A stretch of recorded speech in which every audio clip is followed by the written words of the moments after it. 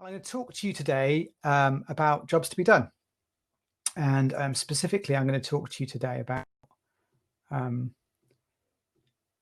wallpaper. Well, I say wallpaper, more decorations and other things here as well. So this beautiful wallpaper you're seeing here, this is called Palm Leaves, and this is from a company called Cole & Son, who are a famous UK wallpaper company. And this is, in fact, a wallpaper that my wife worked on the design for. So my wife is a very competent, very skilled tradesperson, and she used to be a wallpaper designer. Here she is up a ladder. She was, in fact, a wallpaper hanger after she was a wallpaper designer, because believe it or not, there's more money in hanging wallpaper than there is designing it. If you've got like a £2,000 roll of silk wallpaper, you don't want just anybody doing it. And this is my wife. She's an extremely talented wallpaper hanger. And as you can see, this is some of her work behind me as well. So I'm very, very lucky to have such a talented woman in my life. And I'm going to start this story back when our child was first born, and now my little daughter was 3 weeks early. Now, if you've ever had kids before, you know, obviously it turns your life upside down, and my daughter was 3 weeks early, which honestly, not only did it turn her world upside down, I've never felt like I've really regained those 3 weeks again. But when my daughter was born, my wife asked me to do a simple thing, which was to put up, because again, she was early, we'd not quite got her nursery ready. My wife was like, please, can you put up a picture in her nursery? And I was like, yes, I can do that. I can put a picture up. Again, this is normally something my wife does, but I thought, you know, I can do this. So the drill that she's got here, as you can see here, this was out on loan. She loaned it to somebody else. It disappeared. So she's like, you need to get a drill to put this stuff up. And I was like, right, okay, I can do this. I can put a drill up, a picture up. I can do this sort of thing. So I tried to do that. So I thought, I'll go to B&Q's website and I'll buy a drill. How hard can this be? Here is me looking at drills. And I thought, oh, look at this one, the DeWalt XR cordless, aptly named DCD 776. Oh, anyway, listen, the name's awful. Drill names are awful. Looking through this then, I thought, well, what other information can I learn about this drill? Is this the drill I need to put some pictures up? And I was looking through it and thinking, this doesn't seem right to me. This doesn't seem like the drill for me. Is it the right drill? I've got no idea. There's nothing in here to really tell me. It's 18V. It's got 30 millimeters of max masonry drilling capacity. All of these things I felt like I should know and understand, but nothing here to help me figure out, well, how can I put a picture up with this thing? And I thought, you know, what do you do in these situations? Like any normal person, you read the reviews. So I started reading reviews, and here's a great review from Heather. The best drill ever. This drill has been the best drill I've ever owned, made woodworking easy. I actually built myself a new hay stall for my horse. And you read that and you think, wow, if Heather can use this drill to build a hay stall for a horse, I can use this drill to put up a picture in my daughter's room. How hard can it be? And it kind of reminded me of this very famous quote. Let me know if you know this quote. Drop it in the chat if you know the ending to this famous quote. And this is by a famous economist, so behavioral economist. And he was talking here about people not wanting to buy a 1/4-inch drill. They're not looking to buy a 1/4-inch drill. What are they looking for in this situation? Stick it in the chat if you think you know. They're not looking for a 1/4-inch drill. He famously said they're looking for a 1/4-inch hole. And of course, this talks about how people don't buy the tool, they buy the results from the tool, but it kind of still made me think, this doesn't feel right. And as I was putting this picture on the wall and doing this sort of stuff, this doesn't feel right to me. It's like, for me, look, this is the state of my walls in my daughter's nursery, still like that to this day, by the way.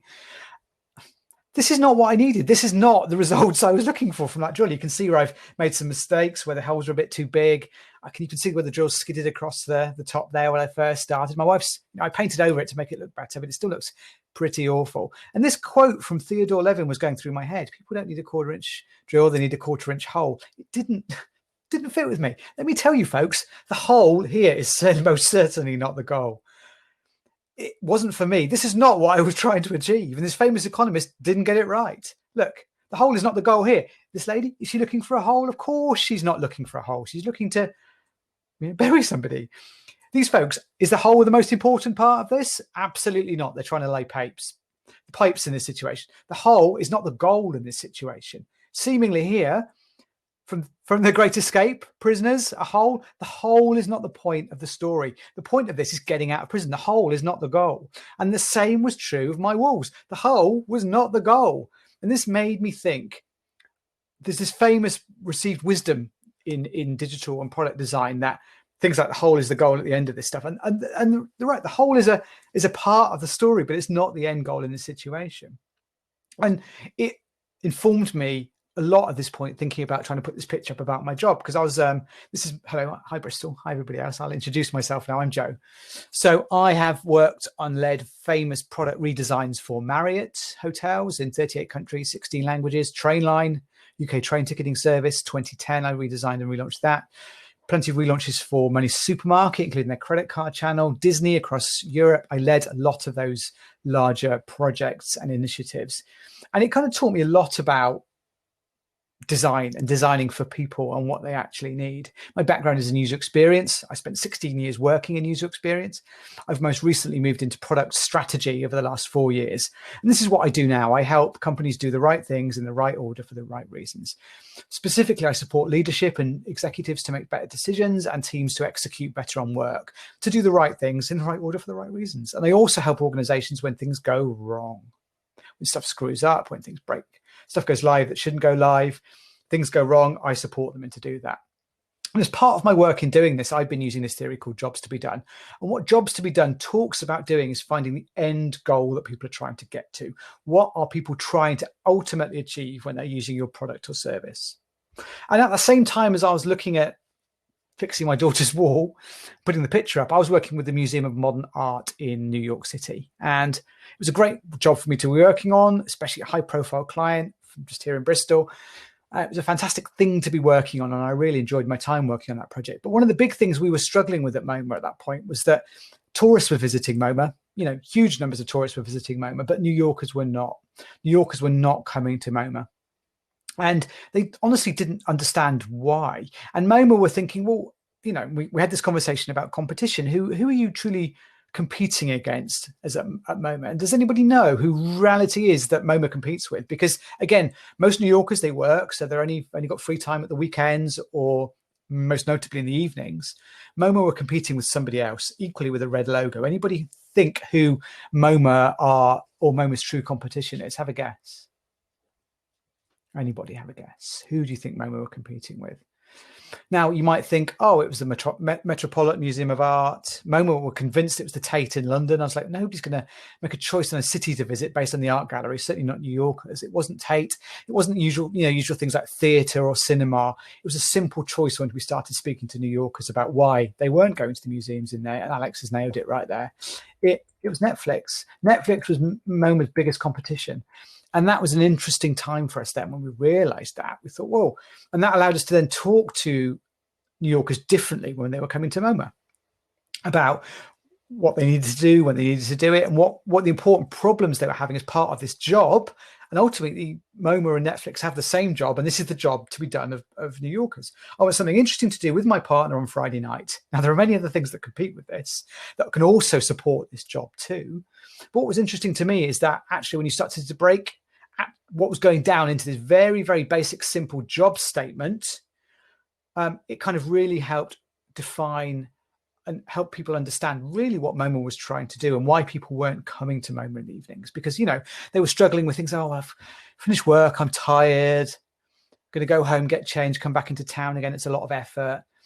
You know, I'll just go home. I'll put Netflix on, watch a bit of Netflix, and before you know it, it's 10 p.m. and MoMA's long gone closed. You know, Netflix is very good at keeping people going and watching all the time, whereas, you know, MoMA, this was a real struggle for them. So we worked on a lot of messaging, a lot of products that met MoMA's customers' needs, like, you know, come straight from work to MoMA, special discounts, skip the queue if you're a New Yorker, all of these things to help people help them compete adequately against Netflix. And Jobs to be Done talks about the concept of hiring a product or a service to do a job. And what was interesting about working with MoMA was that, and Netflix, is this hiring of MoMA or Netflix on a Friday night happens every Friday or every Saturday. You have to re-get that customer every single time. You can't just rely on the fact, oh yeah, we've got a customer, great. You've got to get them every week. And obviously MoMA doesn't need them every week, but Netflix does. Netflix needs you there. So there's this constant reacquisition of customers all the time. This concept of hiring a product or a service, it's a temporary nature. The relationship with your customers is temporary. And I like the way Jobs to be Done talks about that kind of stuff. Alongside that, also within Jobs to be Done, is this concept of a timeline. And the timeline is a great way to look at what your customers and users are doing over the course of the point where they're engaging with your product and service. So there's phases, like this phase of passive looking. So, hey, darling, what should we do Friday night? Good question. What shall we do Friday night? You'll have conversations about things you can do. Then an event or a trigger might push you into the next phase. The next phase might here be active looking. And the event might be, it becomes Friday. So you start Googling for things to do on a Friday night. You start to actively looking for, Googling, searching, finding things to do. But an event pushes you from one phase to the next. And what I like about the timeline is that you've got both the concept of phases that you're moving through and activities, but triggers. And triggers push you from one phase to the next phase. Another event might happen which pushes you into the deciding phase. Like maybe you finish work early. That gives you the choice. You've got the energy. You decide to go to MoMA. Maybe you finish work late. Maybe there's a problem with the subway. It's not working. So that pushes you into staying at home. There's lots of events and things that can happen that push you into a particular way. These can be down to things like getting an email at the right time. 20% off MoMA this evening. That email sent at 3 p.m. on a Friday. That's going to push people to decide to go to MoMA that evening. So you as an organization can take advantage of these triggers to push people into different situations. And then the point comes when you hire that product or service to do something. And what's interesting about the timeline is at any point you can leap back to the start of it. So you might even hire, you might even get on the subway to go and go to MoMA, and on the way something might happen that stops you doing it. Maybe you get a call from somebody else that stops you off, you go and do something else. So you may even get into MoMA and do that. You may even start a Netflix documentary, realize it's not for you, jump on the subway and go and do something else. It's not a permanent thing. You cannot 100% rely on the fact that you've got that customer. And at any point they could jump back to an earlier point in the timeline. So it's a great tool for strategically mapping what your customer's doing, but tactically looking at what you can do to keep reacquiring and getting customers as you go through. Fantastic tool. So taking us back to drills. So supposedly the average power drill is used for somewhere between 6 and 20 minutes in its entire lifetime. I mean, that's a shocking statistic, for a piece of technology that costs, £100, $100, €100, an expensive thing to be used over 6 to 20 minutes in its whole lifestyle. And this fits quite nicely with the timeline again. So we look back to the timeline here. When I bought that drill, I hired that drill to do that job of putting the picture up. I got to that point where I paid my money to do that, to buy that drill, but I was not satisfied. So I was consuming it and using this. I was not satisfied with the drill. You saw the holes that I created in that wall. That was not a satisfied consumer or user of that thing. And this is cool within jobs to be done. There's another concept here called the little hire. And the little hire looks initially to you as a success. It looks like something you've done, like the drill manufacturer's like, yeah, we sold a drill, fantastic. I would never recommend a drill for putting up pictures. I would never recommend that DeWalt drill that I bought.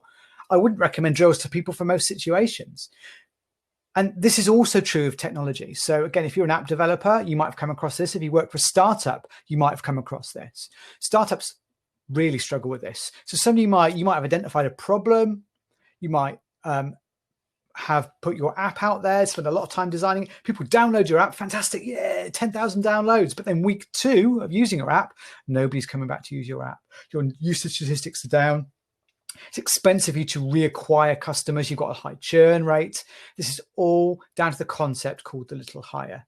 And what it is not a full 100% satisfaction with the product you're using or you've hired to undertake the job you're looking at in the first place. Okay. In this case, with my drill, the hole is not the goal. The goal for me was to put the picture on the wall. I didn't need holes. I was not satisfied with it, so I stopped using the drill.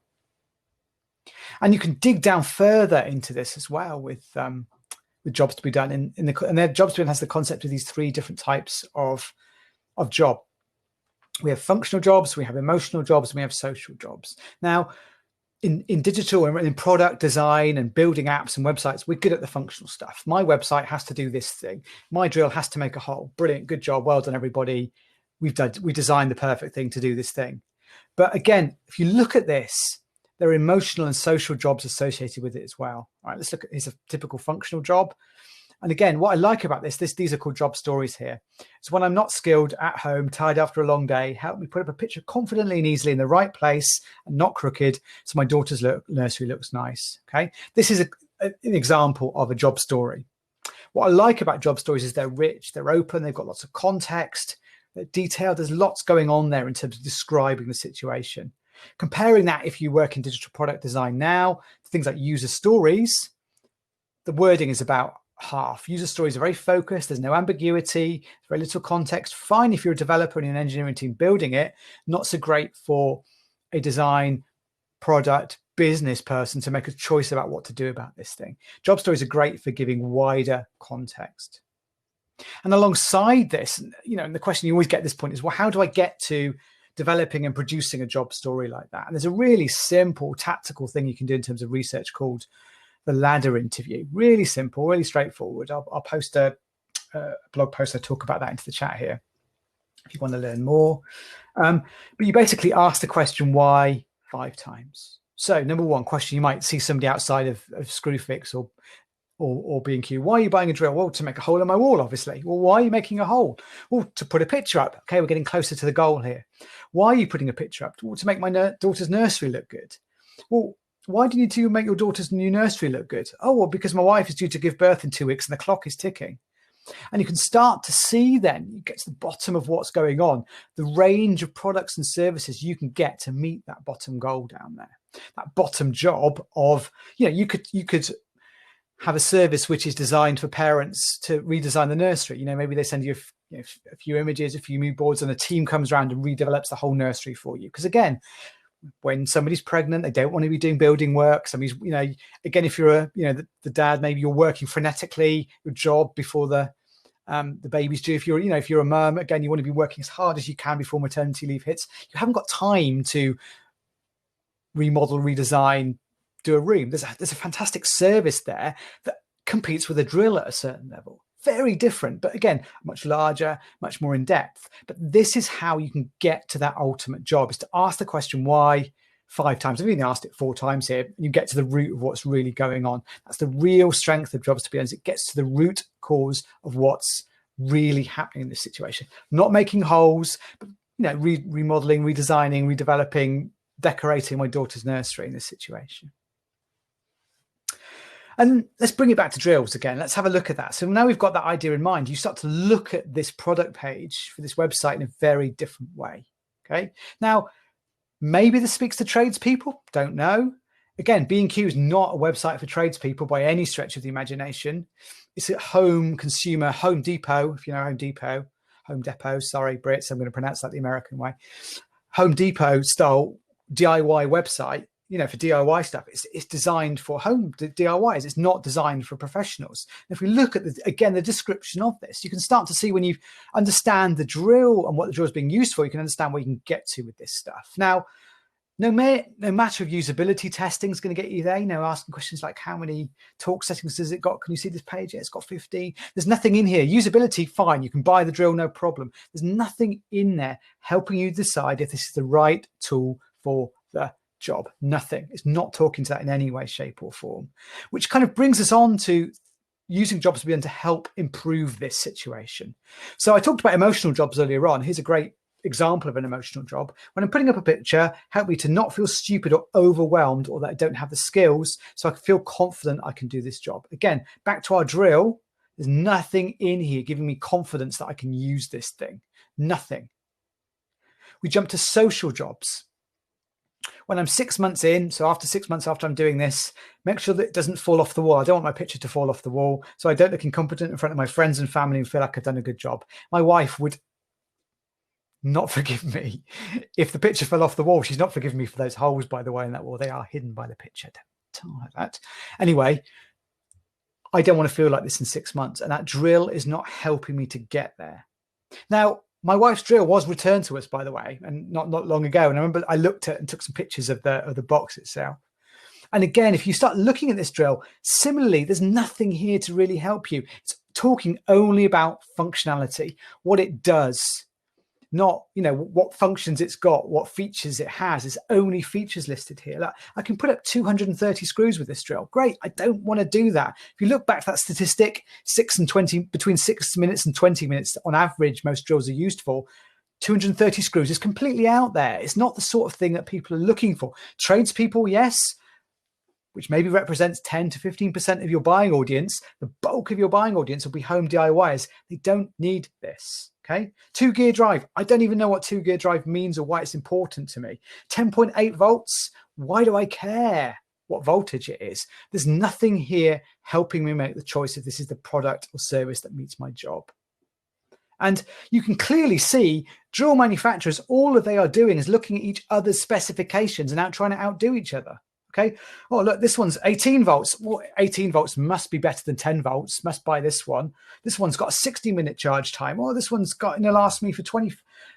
They're competing feature by feature with each other and copying each other, which means they'll never break away and do anything innovative, different, or interesting.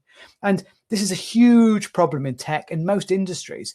And this is the problem. Don't focus on competitors and features. If you're doing this now, you're on a losing battle. You will never win. If you focus on a competition, you'll never lead. You'll always be looking backwards. Focus on users and their jobs. That's the way to do it. It's understand what the jobs are that people are trying to do and focus on those jobs. I'll copy that. You can send that to your boss or your team if you're looking for it. Here's reasons why you should never do that in that blog post I just posted in there as well. All right. What did I use to put my daughter's pictures up then? This is what I ended up using in the end. No more nails. I know, believe it or not. Great stuff. Fantastic. And if you look back at the jobs I've talked about before, this product talks to me. This product talks to people trying to do that particular job.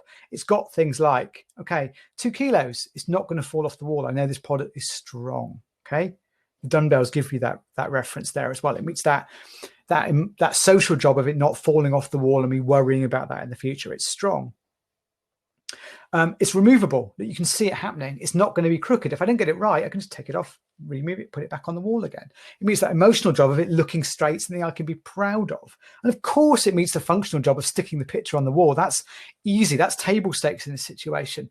The difficult, challenging stuff that's going to really make the difference in terms of attracting that customer and user is the emotional and social aspects of what's going on. And this product does that extremely well. Okay, you can see why. And it's a very, very different structure and focus to what the drill is. It's a very, very different thing, but it does and meets the same job of putting a picture up on the wall. Now, yes, drills can do many other things as well, but the reality is that people buy drills, don't use them very much because of their inadequacies. They're a jack of all trades type style thing. They're not masters of anything in particular, like putting a picture up. Okay. That's the third part of jobs to be done that I like. So I've mentioned so far the timeline, which I like. I mentioned job stories, which I like. The third thing about jobs to be done that I like is this concept of the 4 forces. And what the 4 forces do, and I'll talk about 2 of them here, is they are pulling you towards the new solution, in this case, no more nails, or they are pulling you back to the existing choice you've made for something. So this is how people evaluate if they should switch from one product to another product. 2 forces at play here. The push of what's happening now. I don't just need holes. Those holes in that wall that I made were pushing me away from the drill towards something like no more nails. Other things pulling me towards no more nails were it's only £3. It looks simple. It looks easy. It's a simple, low-cost bet for me in terms of doing this stuff. Okay, it's a pull towards this stuff. Other pull things can be like giving many people cash back, discounts, loyalty programs. All of these things are pulling you away from your existing solution to something that's new. Push is when something goes wrong at the other end. So the competitor makes a mistake, slips up, like in this case, me making holes in the wall. There are 2 more forces, and these 2 are arguably slightly stronger. There's force number 3, which is anxiety, that feeling of tension, of if I make the wrong choice here, if I use a drill, I mean, I'm a man, the drill's going to be sturdy, it's going to make a big hole, that picture's never going to fall down if I use a drill. But yeah, that anxiety, what if I make it wrong? What if it does fall off the wall? Those holes don't worry. That feeling of anxiety could keep you on the product you're trying to do. Okay, it keeps you in the place you are. That anxiety, that fear of making the wrong choice can often just mean you don't go anywhere. Alongside that, with inertia and attachment to your current thing. So I've already spent £90 on this drill. That's going to keep me where I am. I should be able to do this. I'm a man. I should be able to use a drill. This is a man's thing. At the moment I can't. There's an inertia and attachment keeping you there. Now, those 2 forces at the bottom are stronger than the 2 at the top. And this is a big strategic mistake that many products and services use, is they underestimate anxiety and inertia when getting people to switch away from what other people are trying to do. And you can start And if you take anything away today, if you map out these 4 forces for your product against your competition, it gives you a clue as to what you need to do to attract people away from what you're trying to do. If you've got an incumbent in terms of what you're trying to do in your market space, use these 4 forces, map them out to understand what is going on. And your product marketing, your product feature set needs to match each of these 4 forces for you to be good at what you do and pull people away from the competition. It's a fantastic tool from getting you away from the competition. We used it at MoMA, worked brilliantly at MoMA for that. Fantastic tool. All right. Any questions as we go through? Start leaving them in the comments now. I'll come and get them in a minute. So before we finish, I'm going to do a sort of 5-6 minutes now of a quick example of us using jobs to be done in action. Do drop some questions in. I've talked about the 3 parts of jobs to be done that I like. First one being that timeline. Second one being the job stories, the social, emotional and functional job stories. And the third thing I talked about then is the 4 forces here, which help people switch away from a competitor to you. All right, let's do an example. Richest man in the world. Everybody's got a good quote from him. The secret to Amazon's success is to be the first to uncover hidden needs. And Amazon are good at this. The execution may not be brilliant, but again, it doesn't matter if they're the first to uncover hidden needs. Now, this was kind of echoing around my head when I did some work a few years ago for AO.com, if you remember them. AO.com, you've probably seen the TV adverts for them. Appliances online. They sell refrigerators, washing machines, dishwashers, kind of big white goods for your kitchen. And we were working on this project and we did some work in and looking at how people bought these things offline. So here's a typical picture of a electrical store, appliance store. And this was common across all of the appliance stores that we looked at. The fridges front and center, loads of display space at the front of the store, right at the back, a washing machine stacked up. Similar in cost, both white goods that go in your kitchen. Okay, for international people, yes, as Brits put washing machines in our kitchen. I know that's weird. We do. But why? Why does the refrigerator or the fridge get more focus in a showroom versus a washing machine which is hidden at the back? And they're all the same way. Why? In the chat, tell me why. Come on, folks. What's the insight here that tells us why fridges get more space in the store? And it's not because they're bigger. It's not as simple as that. It's really not as simple as that. Why do fridges get more space in an electronics store than washing machines do? Have a think about it. I'll tell you the answer. We went and did some research into people's homes. We did some user research and we tried to understand and think about why that might be. And this is typical. This is a typical fridge. People don't like food. I mean, people do like food, don't like doing the washing. It's not about that. This is the reason. This is the understanding. Pleasure before work, not quite. This is the reason. Is fridges typically have people's lives attached to them. Again, put something in the chat if that's you. Over there, put something in the chat if that is you. If you've got a fridge like this, it's like if you've got kids, it's got all of the bits of paper your school gives you, all the after school clubs, what's going on at school, this, that, and the other, pictures, invites to weddings, all that kind of stuff goes on your fridge. Okay. Useful bits of paper go there. And often for a family, it can be the centerpiece of what that family's trying to do. The information they need is stuck on the front of the fridge. Or maybe not. If you're more like me, you have a really quite a nice visual centerpiece of a fridge. Like this is a Smeg one. Love this fridge. Beautiful. Yeah. Okay, John. I don't quite have a cam in your kitchen, but yeah, you understand how this stuff works. Maybe, maybe you are just got your first place. You spend time and effort thinking about the fridge. The fridge is the design centerpiece of your kitchen. So we found these 2 types of customers, people who either it's the center of the family or it's a visual center of the kitchen itself. But whatever happens, the fridge is bought for those very different reasons. Okay. Fridges are bought to display things on. They're bought to look good. They are the strong visual center of any kitchen. Okay. Next time you go into a kitchen, you'll see that they are the center of what's going on. And it's like a mural, I know. Yeah, if you look at, here's John Lewis. This is an electrical goods retailer here in the UK. This is how they sell a fridge online. Okay, this is JLF 18. Again, same mistake the drill people are making. A double plus energy. Anybody ever bought a fridge because it's got a great energy compliance? Is that the main reason for buying a fridge like that? Of course it's not. It never is. An A++ is absolutely meaningless anyway. There's nothing in the top of this that's helping you buy this fridge. There's nothing in here telling you about it. There's nothing in here about the visual design of it. Yeah, if you go and look in the comments, look at the comments. Simple way of understanding what the jobs are your customers are trying to achieve. Here are the jobs people are trying to do. Look, so we went into the store to visually make a choice. Okay, they wanted to go into the store to make a choice. They came back to buy it on the website, but they wanted to go into the store to look at it. Again, visual centerpiece for the kitchen. Okay, other reviews, amazing look, looks beautiful. You look through the reviews, they all talk about how the fridge looks. They don't talk about the energy rating. They don't talk about all the dull stuff that John Lewis think is important at the top of this product here. They're talking about how it looks, how it feels. I like that, Alex. We bought a black fridge to match our toaster and kettle. Absolutely. Okay. This is how fridges are bought across the world. This is how they're bought.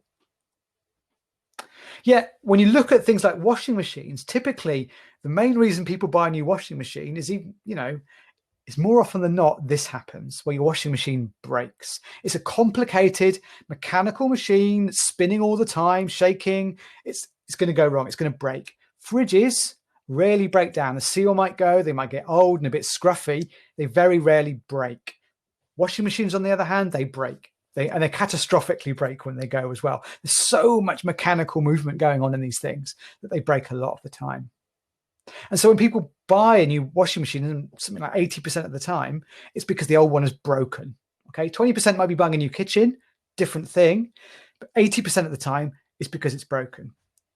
And so look, here's John Lewis trying to sell you a washing machine. Okay, simply A+++. This one must be a good washing machine if it's got that energy rating. No, people don't buy washing machines because they have got a good energy rating. If you've got a family, similarly, and the washing machine breaks down, that's not a good thing. That's not a good place to be. You're down the laundrette. Nobody wants to go to the laundrette if they can help it. Dirty clothes everywhere, especially if you've got younger kids who get clothes dirty all the time. Being without a washing machine is quite a significant problem for the family. And so when the washing machine breaks, people want one as soon as possible. They want a new one delivered to them quickly. Surviving without one is a difficult hardship. And again, nothing in here about getting this washing machine to you quickly. Free mainland delivery, great, but when? If I get it by tomorrow or the day after, I'm buying this washing machine. Okay, if the reviews are good, I'll have it. And again, looking at the reviews, here's how people buy washing machines. Okay, reliability. It lasted 10 years. Again, you don't want it breaking on you. That's the last thing that you want.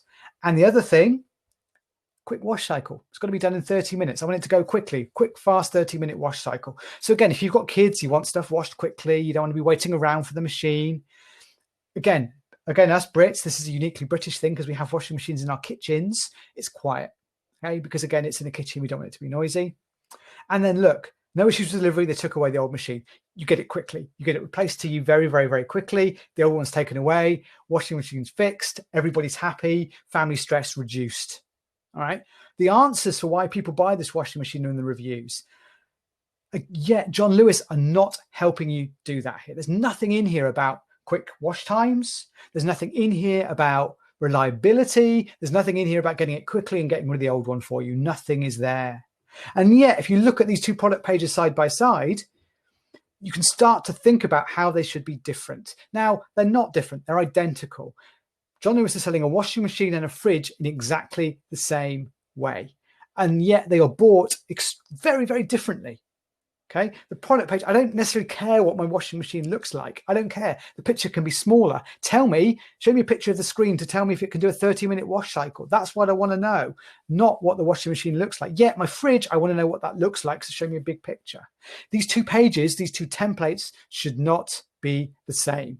There's a strong innovation element there for you. If you're trying to innovate in e-commerce, look at the jobs to be done. You can start to see how you can do that, how you can compete against John Lewis by just selling fridges on visual appeal. Show the kitchen, give me a tool where I can see my refrigerator in context of my kitchen. IKEA do that. Help me understand what's going on with my fridge. What does it look like? Allow customers to share pictures of their own fridge so I can see what it looks like in everybody else's house. I don't care about the pictures of the washing machine, on the other hand. I want to know if it's quick and if you can get the old one away from me. Offer free delivery and collection for the next day. Those are the things that are going to sell washing machines over fridges. Yet the implementation of both of these things is identical in both cases when it doesn't need to be. They're holding each other back. consistency here is not an advantage. It's a strong disadvantage for selling these things online. Okay. What I love about jobs to be done then is simply this, is you spend the time and the effort identifying what the problem is you're trying to solve. Okay. From putting a picture up in a nursery to buying a washing machine or a fridge, they're very, very different jobs that people are trying to do. Understanding what that problem is, what that job is going to give you a strong indication about how to solve it.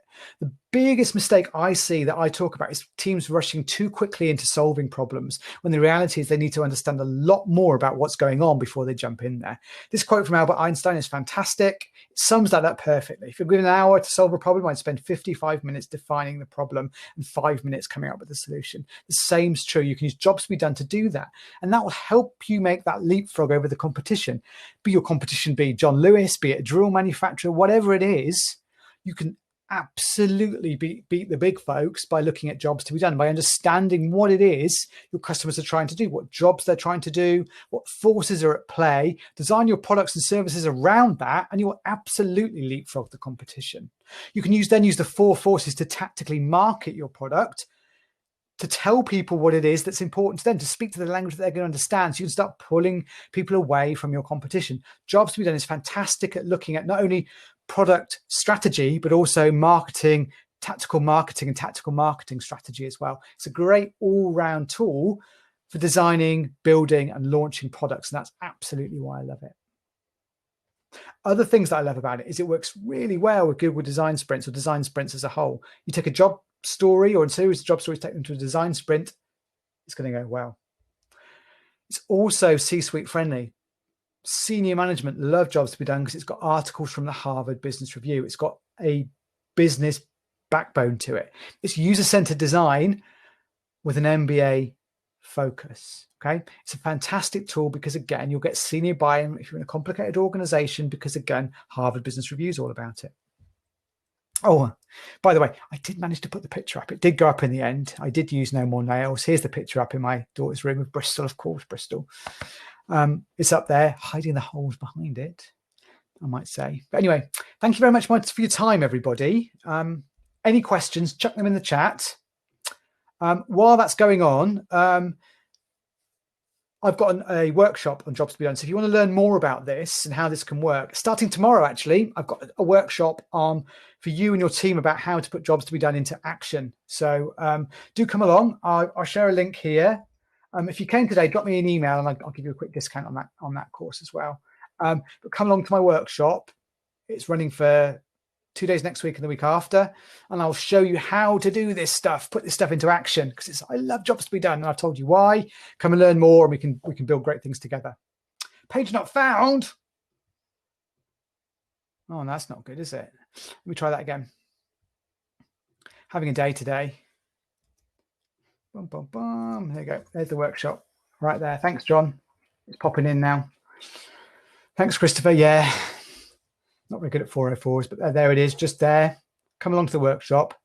Drop me a line and I can give you a discount code as well. But yeah, thank you very much for your time. Do stay in touch, everybody. The slides and a video of this talk are at that address at the top there.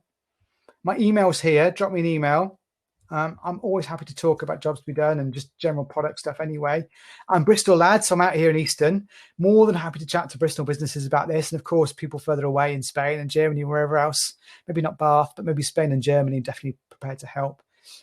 Let me know. But yeah, drop me a line. Everything you need is at that address at the top. Thank you very much for your time.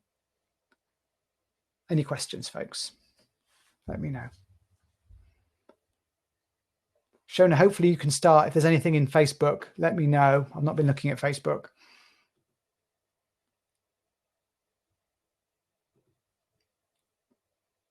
Let me know any questions you've got about jobs to be done, or anything else generally, really. Drop them in the chat. Oh.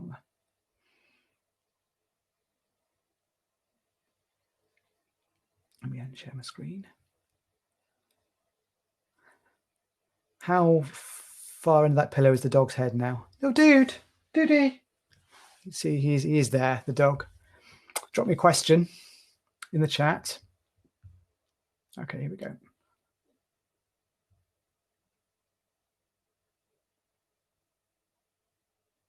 Is there a definitive book on jobs to be done? Yes, there is. Let me go and grab it. Hold up.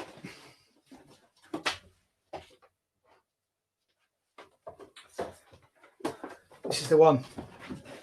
It's a huge book. It's by Jim Calbeck. I'll drop a chat in the chat. I really like this book. The Jobs to be Done playbook, it's called. I'll drop it in the chat now, but it's really good in terms of using jobs to be done in practice. It's a great way of looking at everything that is used in jobs to be done. I do like it very much. I'll drop a link in any second for that. Any other questions? I don't think I see any here. Very useful. Very useful. Okay, thank you very much, everybody. Any other questions? I will stick around in here for a little longer if you do have any questions. Jobs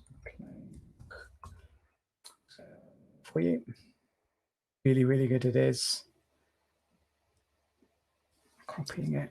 I really like it. It's a book I wish I'd written. But I do know Jim anyway. He's a good guy, so he's written a great book on it.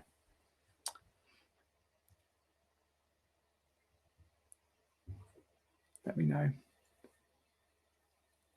It's very dense, that book, though. And the big thing you'll find with jobs to be done is it's quite a dense subject, which you start getting your head into. I used to be a primary school teacher, I should say. So I spent a lot of time trying to make things as digestible as possible. So even with Jim's book, which is great, it still can be very, very, very dense. It's like quite, one of those books that's properly, it's not one of those ones that just like gives you 2 or 3 points over the course of waffly, lots of books. It's really a dense book. So it's a great one, but it's a lot in it. Which drill was best, the DeWalt or the Bosch? Yeah, very much so. It's a lot more sturdy than the DeWalt. Bosch stuff's generally a bit better. My wife says that, again, her comment, we tend to favour that if we can. Although she's recently got a serious Makita masonry drill, which is really nice for putting stuff up. Again, more her usage than my uses. The tool she raves about the best are by a German company called Festool, if you know Festool, who are superb. But again, it's more her world than my world, the tools. She calls me a soft-handed office boy because, again, my hands are really, I don't do much in the way of that kind of stuff. That's her stuff really more than me. So she's always forever taking the mickey out of me for not being able to do any of these things. Any more questions coming through? Shona, is there anything in there from... or Ben, if you're here, anything in there from Facebook you can stick into the chat on the main stage. So this is being streamed on Facebook Live as well. So any questions from Facebook on there as well, do drop them through. Any more for any more?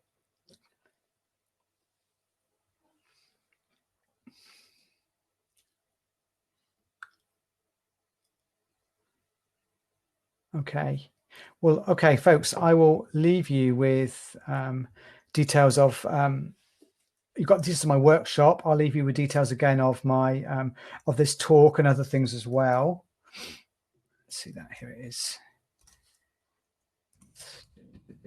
That should give you everything that I've written about jobs to be done on my site, including details of this talk and stuff like that. Yeah, it does. A video of this talk and other details as well. Like I say, if you'd like to come to my workshop, drop me an email. I'll give you a discount on the ticket because I'll always do that for Bristol people.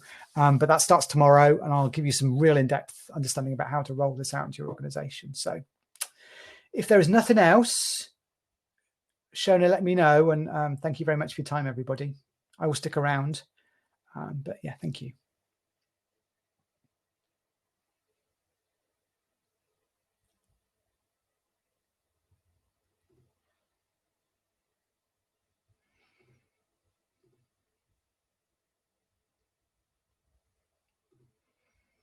Thanks, Adrian. Thank you, everybody, for the kind words as well. It's been great. Thank you.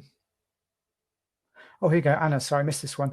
I think the timeless was really interesting. Is there any way you would recommend, apart from the book, to learn more about it? Yeah, let me give you some stuff on the jobs to be done timeline.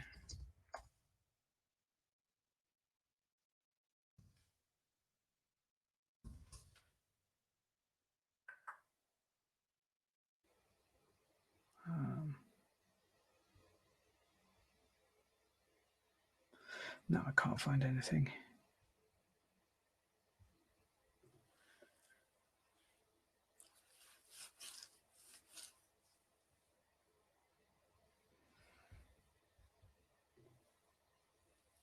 Let me share my jobs to be done.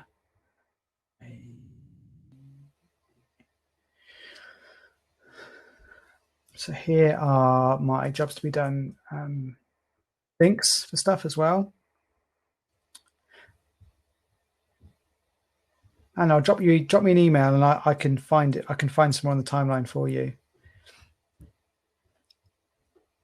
Please do.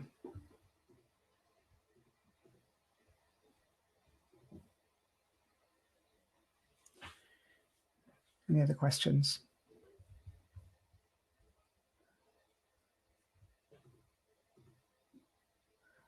Yeah, drop me an email, and I've put my email in there anyway. Yeah, do feel free to do the same as well. Happy chat away. There we go. But drop me an email. I'll send some stuff to you on the timeline.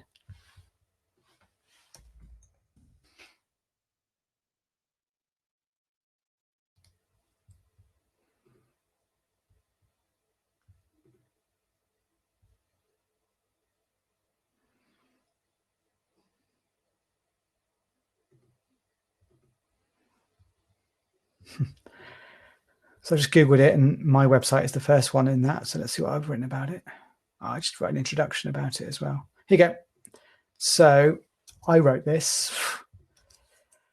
You forget what you write sometimes, but there's something I've just dropped in there for you, Anna, as well on it. There's some links in there as well to help you get better at it. But there's a good overview there of the jobs to be done elements from me that I wrote earlier this year.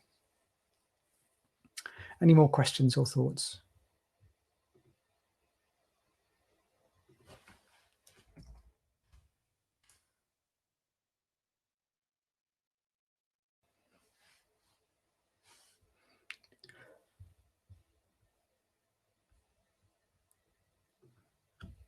Okay. I think probably we're done, I should think. So thanks very much, everybody. And I'll catch you again soon. So thank you. And I'll see you again soon. Stay in touch. Bye.